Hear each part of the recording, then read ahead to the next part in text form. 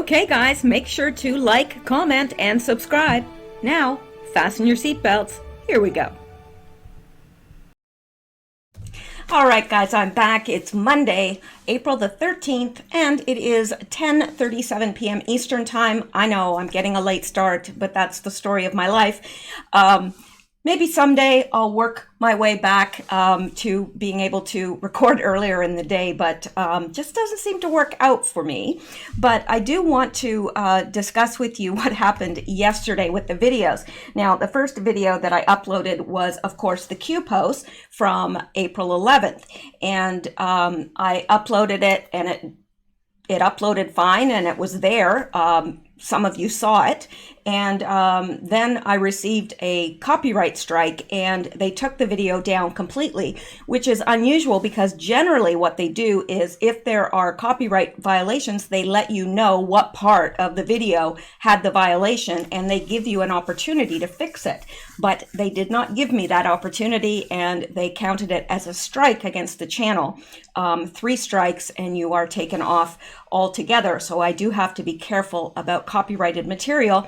And apparently it was the one video that Q linked to, not the Out of the Shadows video, but there was another one that Q had linked to.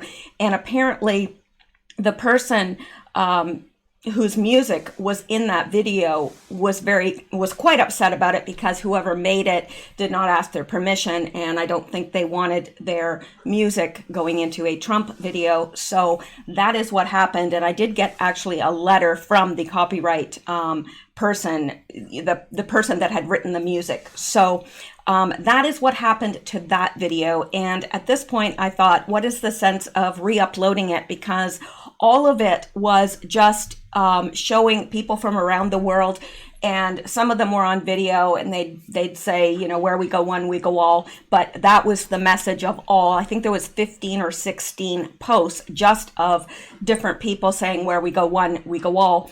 And then there were 2 additional videos, one of which was the link to the video Out of the Shadows.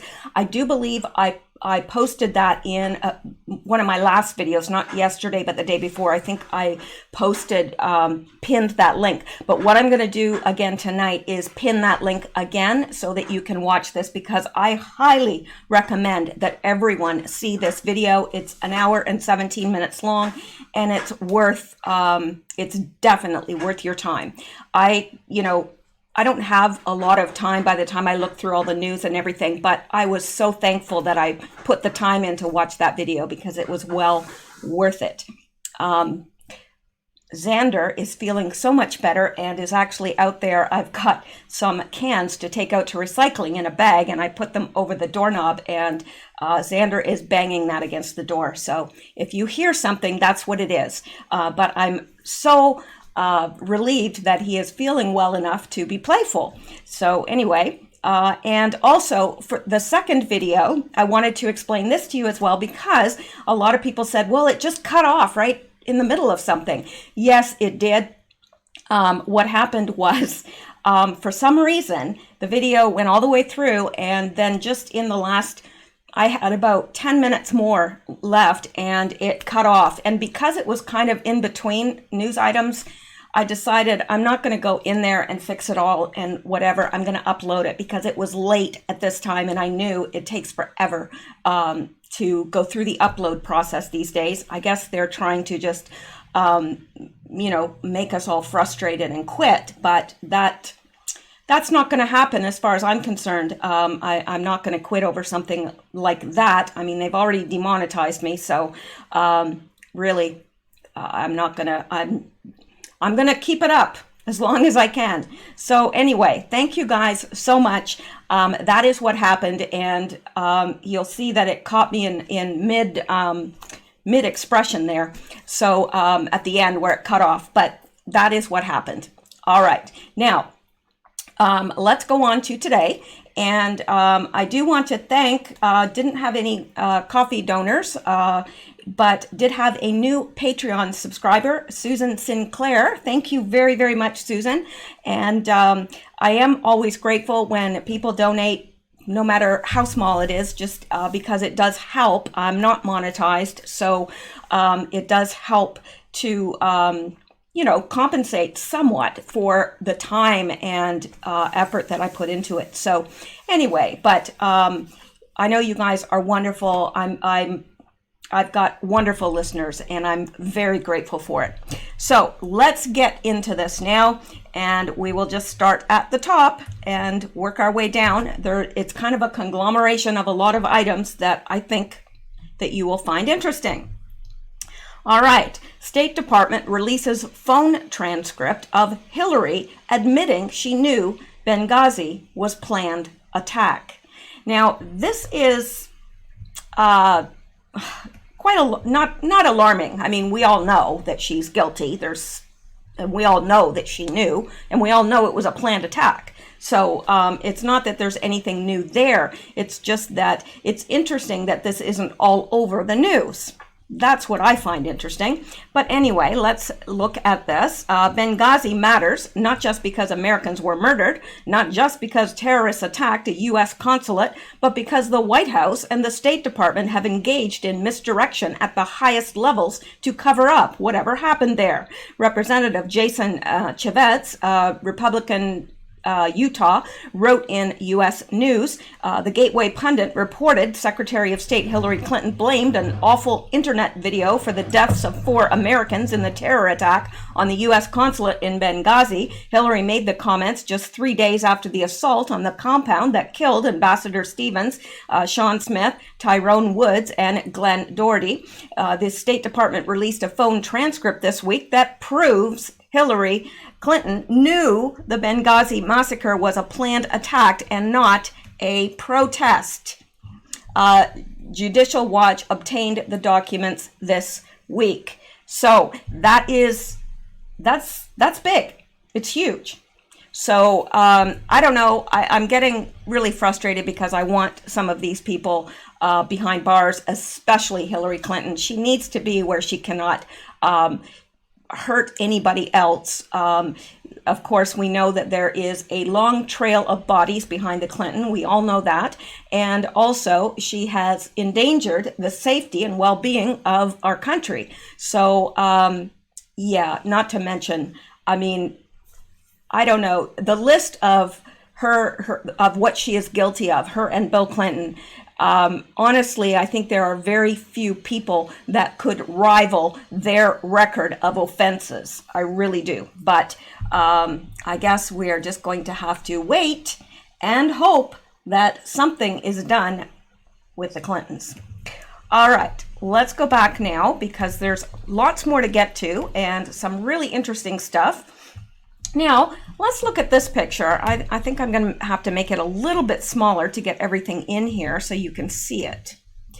Now, of course, this is Barack Obama, Bill Gates, and Mishel Obama, aka Michael Robinson. And down here, well, what do we have? We have Barack Obama here, Bill Gates here, and Michael Robinson before he transitioned to Mishel. Very interesting photo, if you ask me, and there's no doubt that that is Mishel. If you look up Michael Robinson, you will find that he and Mishel are the same person. Yes, they may have fooled the nation. I don't think that they fooled the entire nation. I think that they fooled a lot of people because really, if you tell people that, there are still people that will look at you like you're crazy because they'll be like, no way, there's no way. But we know differently. So I just thought that was very interesting. And then look at this. This picture should disturb you. If it doesn't, you better wake up. And I would agree with that because who do we have here? We have Dr. Fauci and Bill Gates together in too close a proximity that, you know, obviously they know one another and are quite chummy. So yeah, that disturbs me. And I'm already disturbed enough, you know. All right, so let's go to this now. And we have this: over 80,000 sign online petition demanding recall of Michigan Governor Gretchen Whitmer, sorry. Now, this is what I was talking about in the video last night when it was cut off. And basically, I don't think, there is any other state that has such draconian measures as Michigan does. And it is completely a power play by this woman, if you ask me, because there is no logical explanation. And I think too, you're okay to go out in a boat as long as it's not motorized. I guess the coronavirus, if you're boating slowly, the virus, I don't know, maybe a speedboat, the virus just, kind of like when there's tornadoes, they always kind of head for an RV park or trailer park. Well, maybe the coronavirus just heads for speedboats, because that makes no sense to me whatsoever. But then a lot of these rules don't make any sense whatsoever. Why is it not okay for somebody to be alone in a park sitting on a park bench? But it just gets crazier and crazier every day. And every day I become more and more convinced that this has absolutely nothing to do with a virus. So anyway, let's take a look at this. People are not happy in Michigan. If you're from Michigan, let us know in the comments below and let us know what you think. I would love to know. A Change.org petition demanding the recall of Michigan Governor Gretchen Whitmer went viral on Saturday, quickly shooting well past 80,000 signatures. The online petition has about 60,000 names in the morning, and by the afternoon had surpassed 80,000. It read, "Recall Governor Whitmer. Her failure during the COVID-19 coronavirus is causing more Michiganders to get sick, closing and banning various non-essential businesses and activities while leaving others open, further promoting the pandemic. She has lied since day one with her fix the damn roads, which she has failed to do anything in this regards. The response to PFAS was negligence, and completely removing funding for Pure Michigan clearly shows her lack of anything positive for the state of Michigan. Legally, the petition is meaningless, but it may indicate an appetite on the part of some Michiganders. I don't know how to say that properly. Michiganders. To remove their governor. I just think that's interesting, and I'm not going to read all of it, but I just think it's very, very interesting because, people are obviously upset and letting it be known. And quite frankly, if I was in Michigan, I would be very upset as well, because it just makes no sense. Now, my experience is, if you tell people why that, they have to make some concessions or have to make some sacrifices, generally people are happy to do so. Generally. But when it's a situation like this, where the laws don't seem to make any sense, it just ticks people off. Why can't somebody go out in a boat?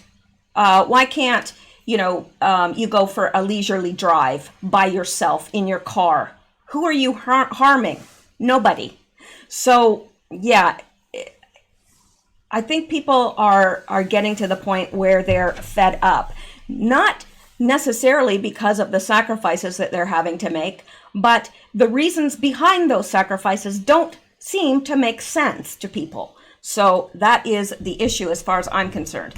Now, let's go back and go on to the next item. And we have here, all right, the internet is slow these days, and I think it's because there are so many people online. So many people are at home, because what else do you do?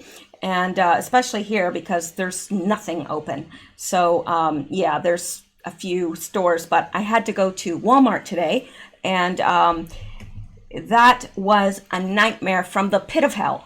I'm telling you, it's extremely windy here. I mean, they've got high wind warnings, and there's trees down and stuff, but thankfully I haven't lost power. But anyway, I went to Walmart, and there's a lineup around the building, and we're waiting in this really, really wild wind. I mean, the kids that were with their parents were literally being blown along. Like, that's how strong the wind was. Anyway, so, when one person comes out of Walmart, then another person is allowed to go in. Well, by the time it was my turn, and I'd been standing in line forever, I went in and I looked around. There's like nobody in there. I mean, you could bowl down the aisles. Like, I walked around for probably 10 minutes and didn't even run into another person. That's ridiculous. It's absolutely ridiculous. And here's this great big lineup outside in the rain and the blowing wind. And I'm like, this is just nuts. But anyway, I digress. Let's get back to the business at hand here. And Robert F. Kennedy Jr. exposes Bill Gates' vaccine dictatorship plan, cites Gates' twisted Messiah complex. Robert Francis Kennedy Jr. is an American environmental attorney, author, and opponent of vaccination. Kennedy is a son of Robert F. Kennedy and nephew of former President John F. Kennedy. He is the president of the board of Waterkeeper Alliance, a nonprofit environmental group that he helped found in 1999. From Robert Kennedy Jr.'s Instagram post today. Now, this was on April 9th, so it's a few days old, but still very pertinent. Vaccines for Bill Gates are a strategic philanthropy that feed his many vaccine-related businesses, including Microsoft's ambition to control a global vaccine ID enterprise and give him dictatorial control over global health policy, the spear tip of corporate neo-imperialism. Gates' obsession with vaccines seems fueled by a messiah conviction that he is ordained to save the world with technology and a godlike willingness to experiment with the lives of lesser humans. And we know that is true. How many people have been killed by his so-called experimental vaccines, among other things? I mean, his list of crimes is just about bottomless. Promising to eradicate polio with $1.2 billion, Gates took control of India's National Advisory Board and mandated 50 polio vaccines, up from 5 to every child before age 5. Indian doctors blame the Gates campaign for a devastating vaccine strain polio epidemic that paralyzed 496,000 children between 2000 and 2017. In 2017, the Indian government dialed back Gates' vaccine regimen and evicted Gates and his cronies from the NAB. Polio paralysis rates dropped precipitously. In 2017, the World Health Organization reluctantly admitted that the global polio explosion is predominantly vaccine strain, meaning it is coming from Gates' vaccine program. The most frightening epidemics in Congo, the Philippines, and Afghanistan are all linked to Gates' vaccines. By 2018, 3/4 of global polio cases were from Gates' vaccines. I'd like to know where he got his medical degree.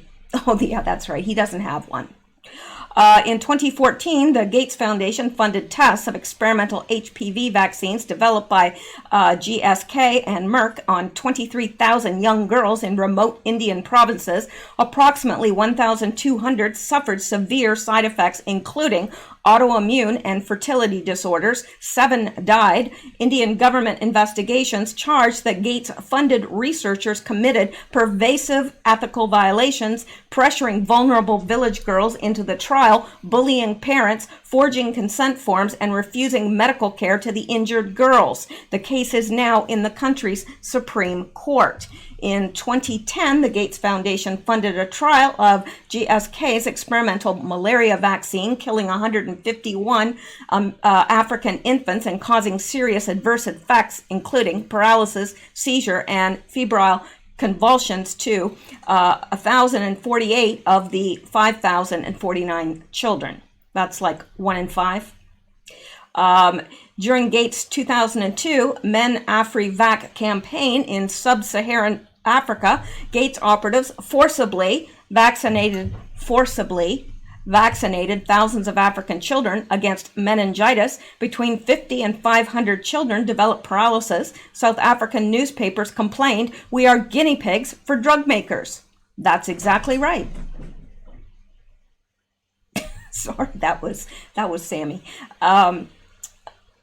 So Nelson Mandela's former senior economist, Professor Patrick Bond, describes Gates' philanthropic practices as ruthless and immoral.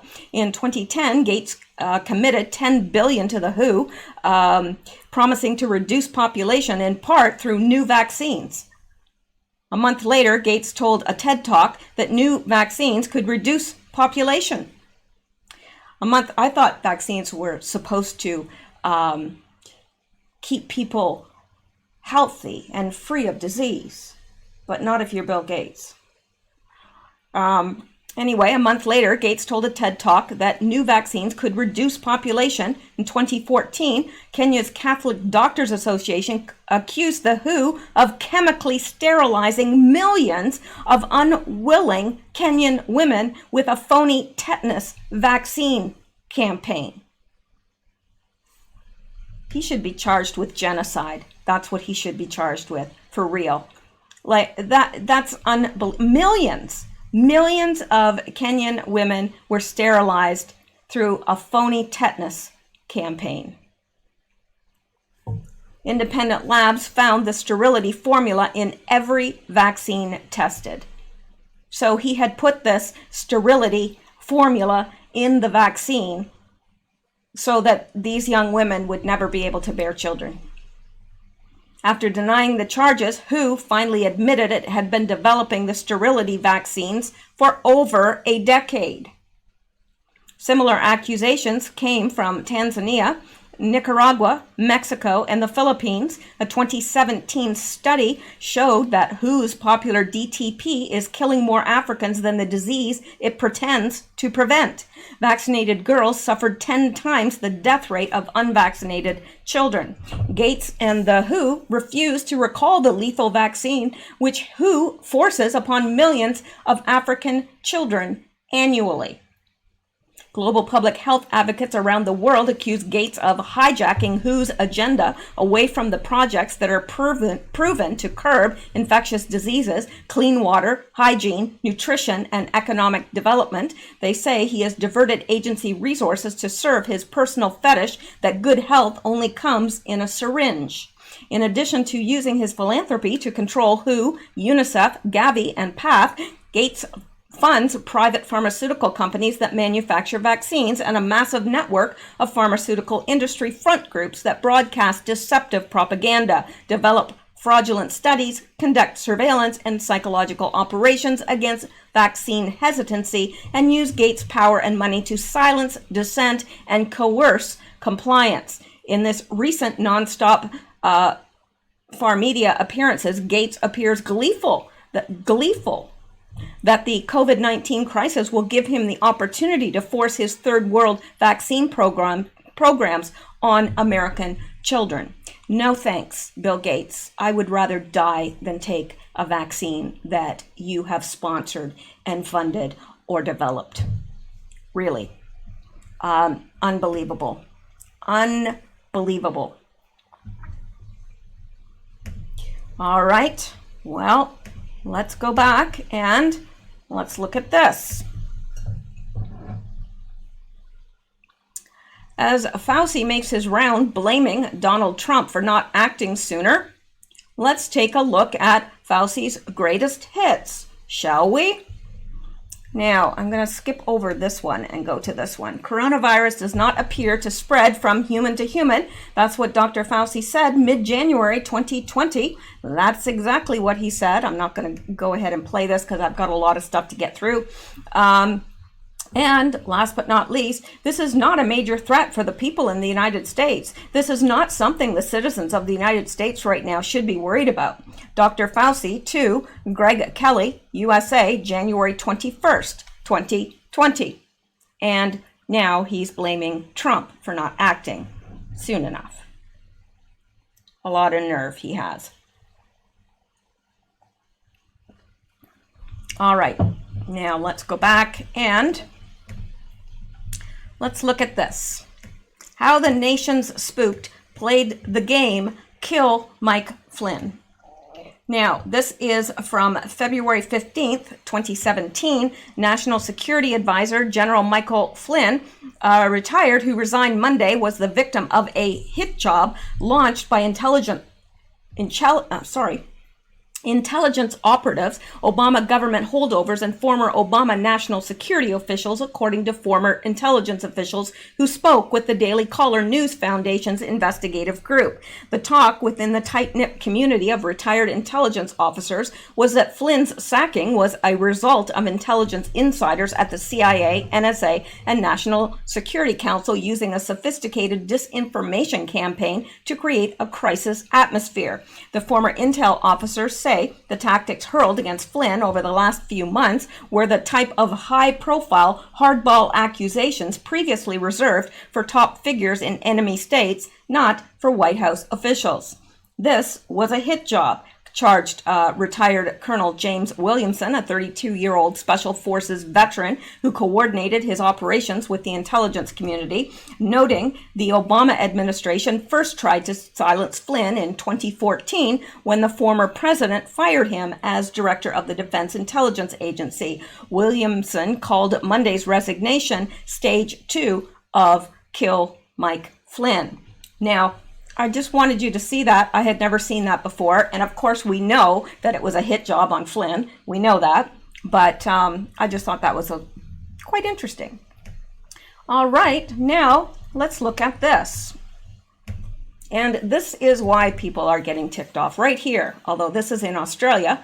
Australian police use surveillance helicopter to track down remote campers. When you social distance so well, the cops have to find you by helicopter.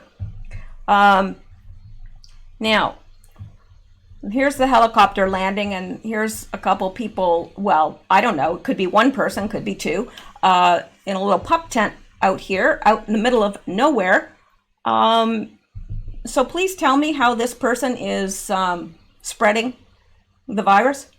They're not. You don't get any more social distanced than that. Anyway, police in Tasmania are using a surveillance helicopter to track down people camping in remote locations in violation of corona lockdown laws. Like, who cares if you want to go out to the woods and self-isolate? Really? See, this type of stuff, it's this type of stuff that are ticking people off. It's ticking people off because it's just a power grab. And I think they're trying to see how far they can push us until we snap. Really. So, yeah. Says, on this, the Tasmania police say, if you are somewhere you shouldn't be, even a remote campsite, then expect to be spoken to by police and directed to return home. You face a significant fine for doing the wrong thing. Stay home, save lives. So is this person, by turning around and going home, going to save any more lives than he is out in the middle of nowhere? No, he's not. All right. Just wanted to show you that. And let's go on. All sorts of things. We got a whole smorgasbord of news here. Disgusting WHO chief tells Trump to be quiet if you don't want many more body bags. And isn't it interesting that this guy is in charge of the World Health Organization, but he has no medical training whatsoever. We will have many body bags in front of us if we don't behave. Yeah, now this is a few days old. I meant to get to it sooner, but I didn't. The head of the World Health Organization issued a tacit threat to President Trump Wednesday after the latter threatened to withhold funding for the organization owing to its slow response to the coronavirus spread and what Trump described as a China-centric outlook, which is true. It's true. Trump tweeted Tuesday that the WHO really blew it when it came to the virus. True.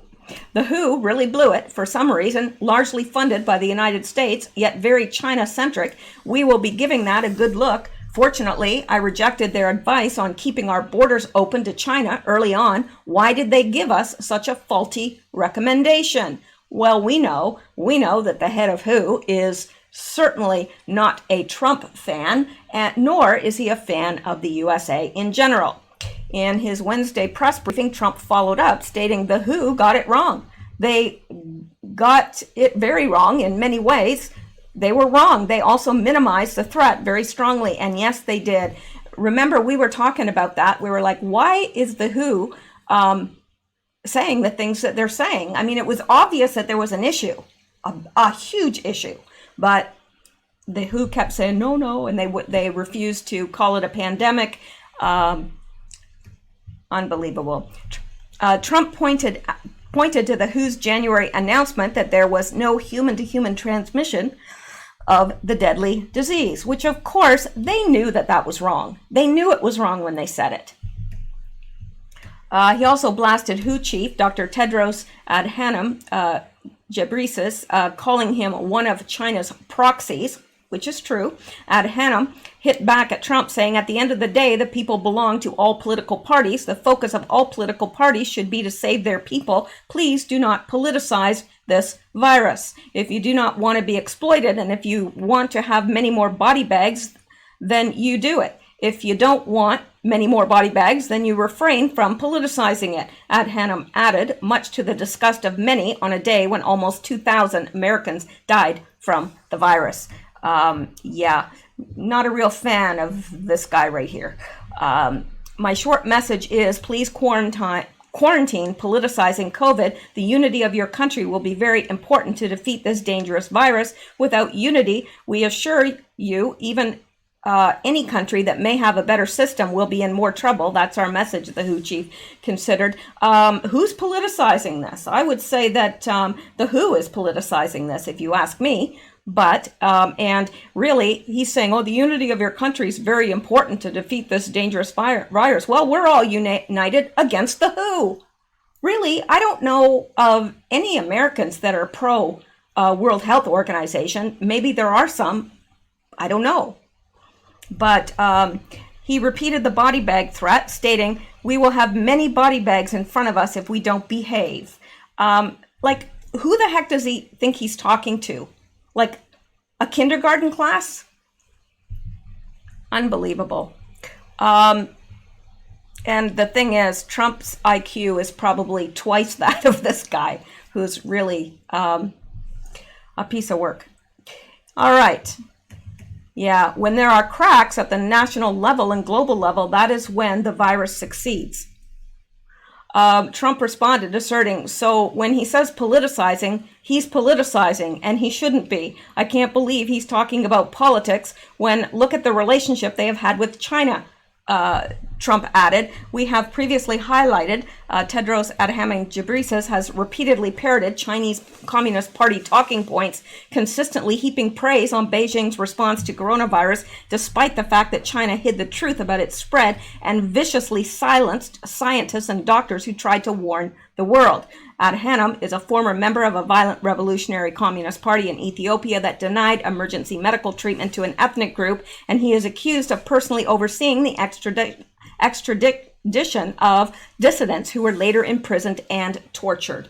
As Tucker Carlson highlighted earlier this week, Adhanom got his job with Chinese support after he covered up cholera outbreaks in his home country of Egypt. So I'm not going to go into more of this. We've already looked at him, fairly in depth. So let's go on here and get to the next item. And let's look at this.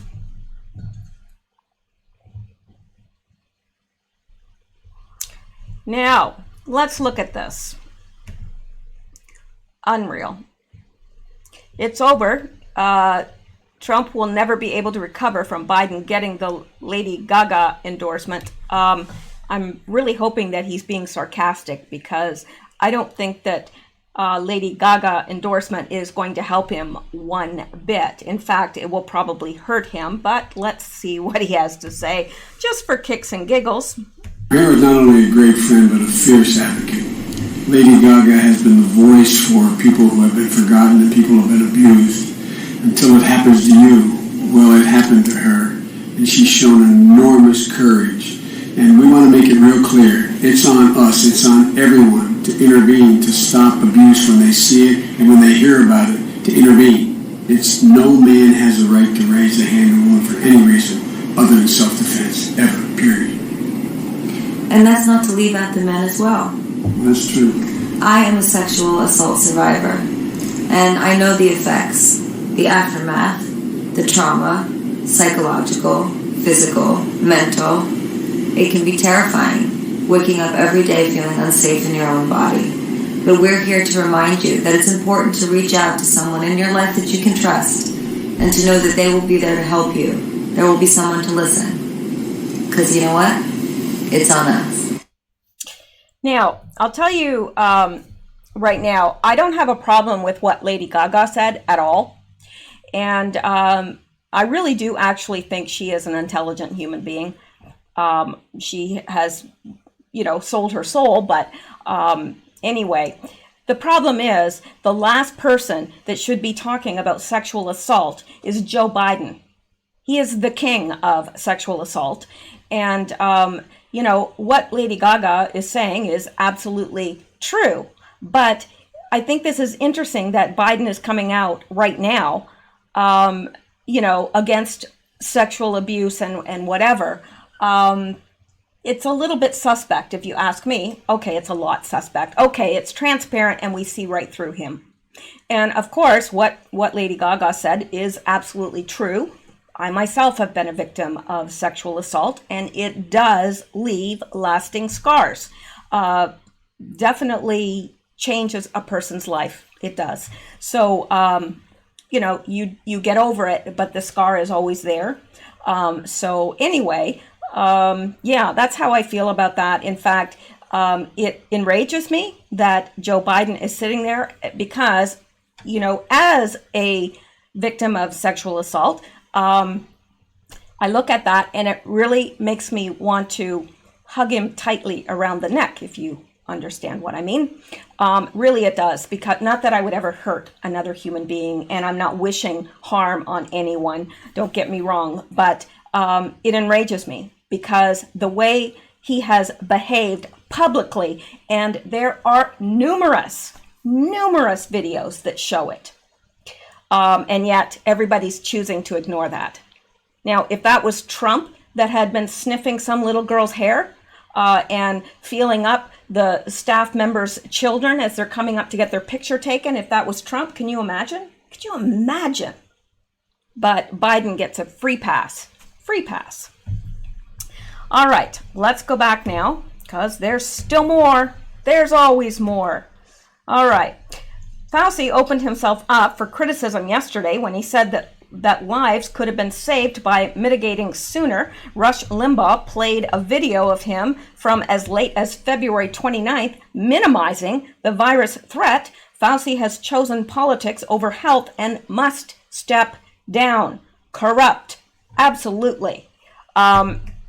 Very, very corrupt. And here, right-wing vet says, the risk is low. There is no reason to change your habits. That was Dr. Fauci on the 29th of February, 2020.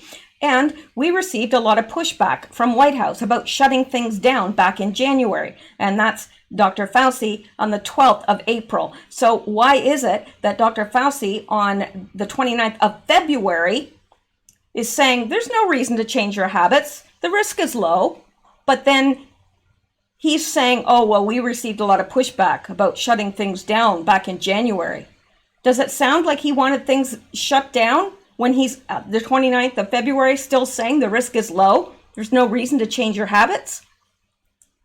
This man is a liar, an idiot, or a con man. Well, I think he's all three, personally. And this up here, George Stephanopoulos, tests positive for CV, announces it on ABC News, Good Morning America. Just awfully strange that it seems to be striking a lot of people in the news and Hollywood and so forth. I don't know, but I find it strange.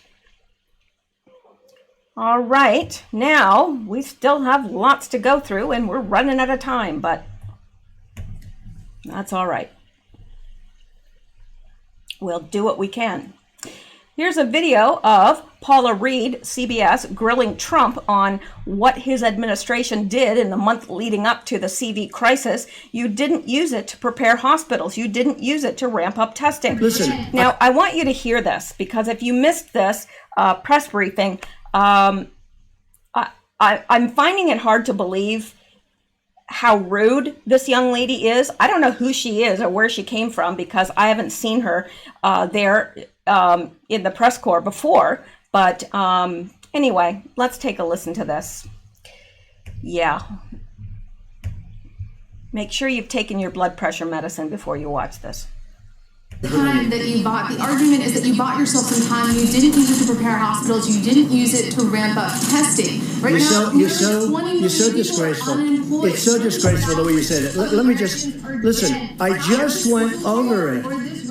To make people I just went over in it. an unprecedented crisis. Nobody thought we should. Now, I just want to stop this right now and mention something to you. Does this sound like she's asking a question, like a normal reporter does, or does it sound like she's got all her points and she wants to get them because she is accusing him? This is not how journalism works. Anyway, I'll just take it back a little bit and continue on. In an unprecedented crisis. Nobody thought we should do it. And when I did it, But what did you do with the time that you bought? you know The we month of did? February. You know we did? What do you do? February. What do you do when you have no case in the whole United States? When you excuse me, you reported it. 0 cases, 0 deaths on January 17th. February, the entire January, month of I said in Your video January. has a complete gap. On January What did 30th. your administration do in February with the time that your child Don't even was let him in talk. A lot. What? A lot.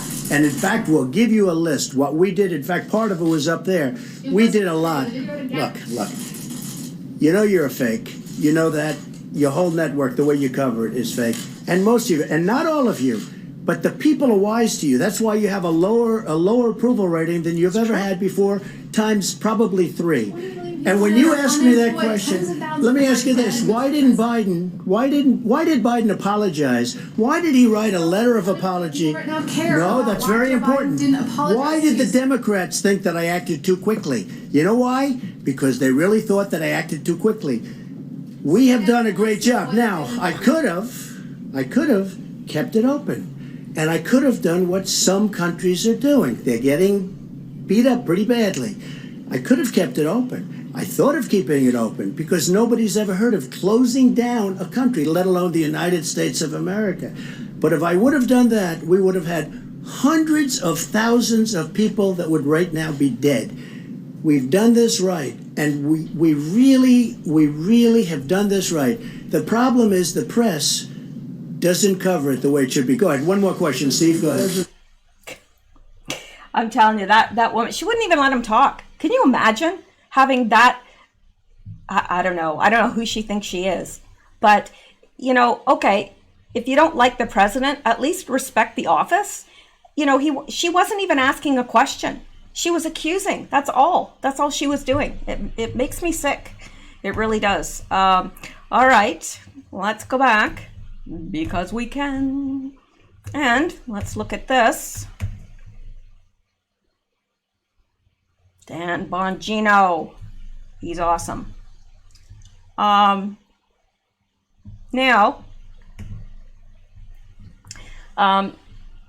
He's put a collection of little articles up. This was from February 3rd. The flu has already killed 10,000 across the U.S. as world frets over CV. To show that, the press wasn't concerned about this.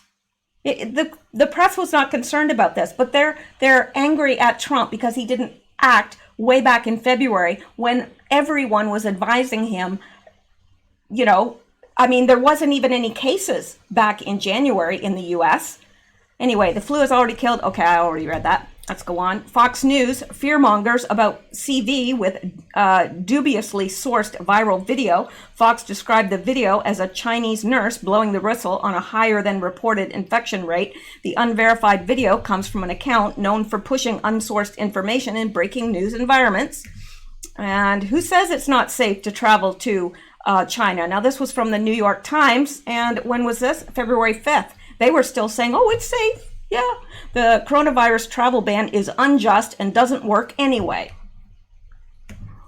And they're here like a whole huge thing of we should de-escalate the war on the coronavirus. As the coronavirus spreads, fear is fueling racism and xenophobia. Is the coronavirus worse than the flu? Here's how the two illnesses compare. Like, none of them were, sounding the alarm, really. Forget the coronavirus. The flu pandemic of 1918 killed more people in 1 year than all of World War I. The virus killing U.S. kids isn't the one dominating the headlines. Relax, coronavirus is less dangerous than the flu, say epidemic expert. New coronavirus may be no more dangerous than the flu, despite worldwide warnings. So all of the media was complicit in this. They all downplayed it. And now they're going back and saying, pointing their nasty little fingers under Trump's nose and saying, you should have done something. Unbelievable. Disgusting, really. Okay. And let's take a look at this. Okay. And this person says, OMG, Donald Trump is the best. I didn't think I could love him more. Let's listen to what he has to say.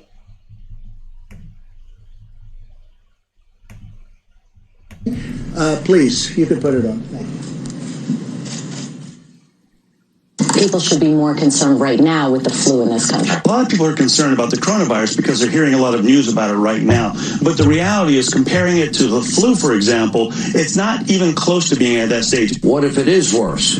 Is this a moment where maybe countries put politics aside, a little bit of pride aside, and do we have U.S. officials? Should U.S. professionals such as yourself get involved? How worried should Americans be about coronavirus? Coronavirus is not going to cause a major issue in the United States.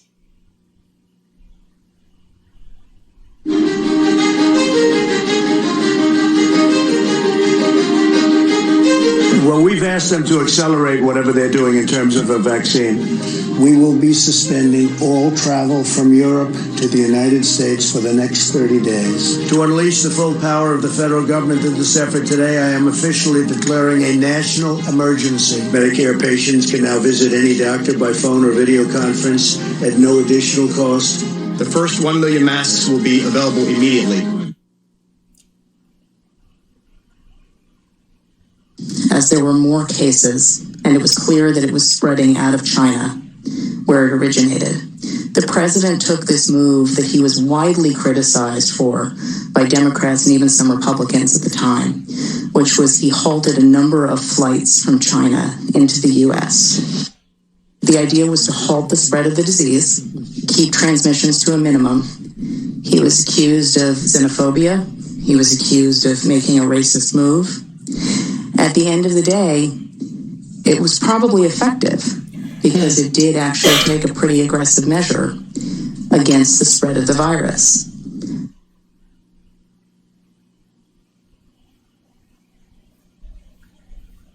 His team is on it. They've been responsive late at night, early in the morning, and they've thus far been doing everything that they can do, and I want to say thank you, and I want to say that I appreciate it. He returns calls, he reaches out, he's been proactive. We got that Mercy ship down here in Los Angeles. That was directly because he sent it down here. 2,000 medical units came to the state of California, these FMS, these field medical stations, and that's been very, very helpful. The president has been outstanding through all this. The vice president's been outstanding. Members of the coronavirus task force, very responsive. We had asked if New Jersey could have access to a piece of the beds that are on the USNS Comfort, and the president came back, called me a short few minutes before I walked in here to say indeed they would grant that to New Jersey. So that's a big step for us in addition to all the other capacity. That news is literally hot off the press, and I thank the president and vice president who are on the call together. President Trump approved Arizona's request for a presidential major disaster declaration. I want to thank the president for a quick turnaround. We requested this on a Wednesday, and we had approval by Saturday morning. And we are grateful to the administration for their continued support and responsiveness. Well, first of all, I want to thank the president, the vice president, for doing a really good job of communicating with all the governors.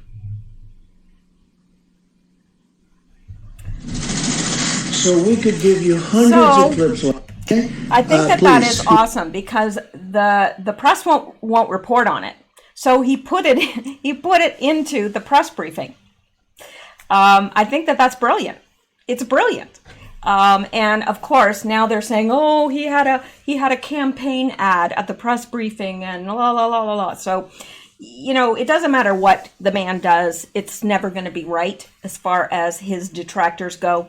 So, anyway, let's go on here and get to as many as we can. This is important to get to, I think. Now, FLOTUS comforts kids in virus crisis. Hollywood actor calls her a hooker. It's disgusting, really. It is absolutely disgusting. If there's one thing all Americans can really rally around in the face of unprecedented national emergency, surely it would be the children. Then again, when it comes to the hatred some have for President Donald Trump, the idea of coming together for young Americans will have to wait. With so much emphasis on tracking how many people have the Wuhan virus, COVID-19, and how many are dying, First Lady Melania Trump shared a message reassuring all children that we will get through these difficult times. Children who see firsthand the stress their parents are going through and the impact this is having on their home life. To the children of America in these difficult times, I encourage you to try and make the best of your day, she said in a tweet. Together with kindness and care, we will get through this temporary but tough time. And here she is, and I'll play that for anyone that hasn't heard it. Hello to children everywhere.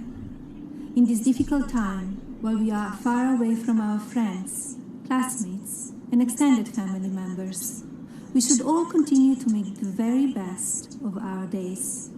I encourage you to read books, continue to learn, help with chores, and share some laughter with your family. Together with kindness and care, we will get through this temporary but tough time. Make sure that you listen to your parents about how to stay safe and healthy. We are thinking of you, and we are all in this together. Now, can you imagine somebody having a hard time with that? I thought it was very nice. She's speaking directly to the children. What is the big deal with that? But of course, it's always a big deal when it comes to the left. The First Lady is the mother of a 14-year-old son, Barron. Not that the media spends much effort reminding the nation of this. Melania Trump is also the epitome of grace and class, which may explain why there's little notice of her, unless it's to criticize her. A reporter asked President Trump last week during a White House briefing how his son was holding up, and the president let it be known that Barron wasn't as happy as he could be given the total shutdown. He loves soccer and he's like everyone else. Everything's shut down, Trump said. He's in his room, he's happy, but he's not as happy as he could be. He'd like to be playing sports. The First Lady was preparing for the annual White House Easter egg roll along with an April state dinner for Spain's king and queen, according to the Sentinel Tribune. Those events have been postponed along with an annual spring break week with son Barron at the family's Mar-a-Lago private club in Palm Beach, Florida. But that doesn't mean that Mrs. Trump isn't busy responding to the crisis brought on by the coronavirus. Instead, she's been burning up long-distance phone lines, checking with her counterparts in the U.S. allied countries, and also struggling to control the virus, including Spain, Canada, France, Italy, and Japan. Canada's Sophie Gregory recently recovered from the disease. I don't believe that, but hey. The First Lady is also using her social media accounts to provide a steady stream of guidance and tips for coping under stay-at-home orders, including reposting CDC guidance about frequent hand washing and keeping a social distance from others, and other suggestions for avoiding infection. She has thanked the medical professionals, urged blood donation, suggested email and FaceTime as alternatives for keeping in touch with friends and family, and shared resources from Scholastic for the millions of K-12 students now learning online at home because their schools are closed. I encourage parents to let children know this will not last forever, the First Lady said in one video message. Just last week, Mrs. Trump appeared before the cameras wearing a mask, urging her fellow Americans to take every precaution in preventing the spread. And yet, amid the commendable effort from the graceful First Lady, you have vile people like alleged comedian Michael Rappaport trashing her online, calling her a hooker. Can you just imagine how the media would react to a celebrity calling former First Lady Michelle Obama a hooker? Never forget, just a reminder, a hooker and a con man are running America. Yeah, she has never been a hooker.